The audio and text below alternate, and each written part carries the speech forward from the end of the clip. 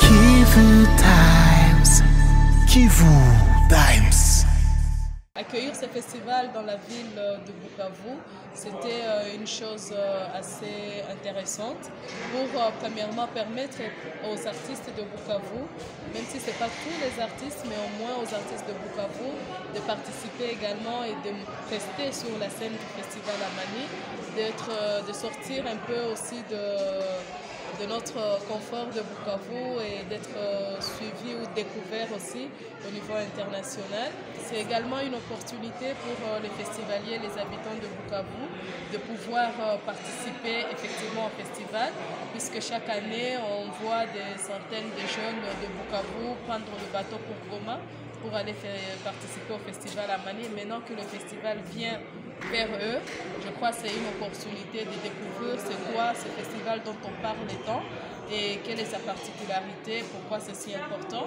C'est un festival qui véhicule des messages de paix, des messages de cohabitation pacifique, et c'est toutes ces valeurs-là que nous avons pu partager pour dire en tant que culturel du Sud-Kivu, Caribou, aux autres culturels d'autres provinces qui sont venus juste pour organiser ce festival. C'est important de continuer à garder espoir, puisque si plus rien n'est fait, on aura donné raison à la guerre. Ce sera comme si c'est la guerre qui a vaincu.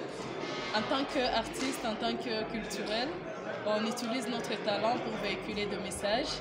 Et on n'est pas de militaires ou de policiers pour aller au front, pour mettre fin à la guerre, et qu'on comprend facilement le ras-le-bol de la population, où au lieu de voir et de vivre effectivement la paix, c'est toujours de coups de balle. Même maintenant, présentement où on parle, la situation en Nord Kivu est toujours déplorable, et on a soif tous de la paix.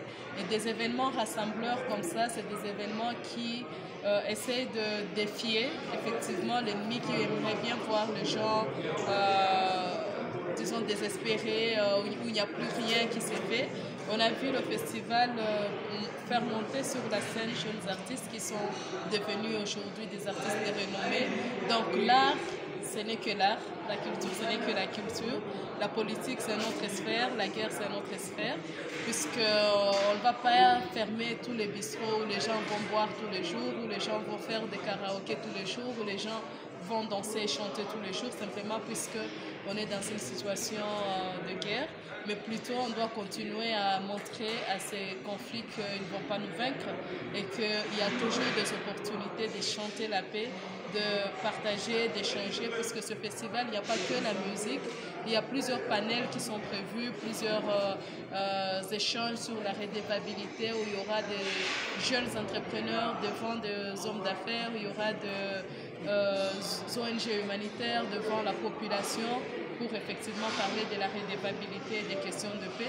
Donc lorsque nous avons compris tout ce contour du festival, on s'est dit, mettons notre petite contribution pour que ce festival puisse se passer dans le bien à Bukavu. Merci. Kivu Times. Kivu Times.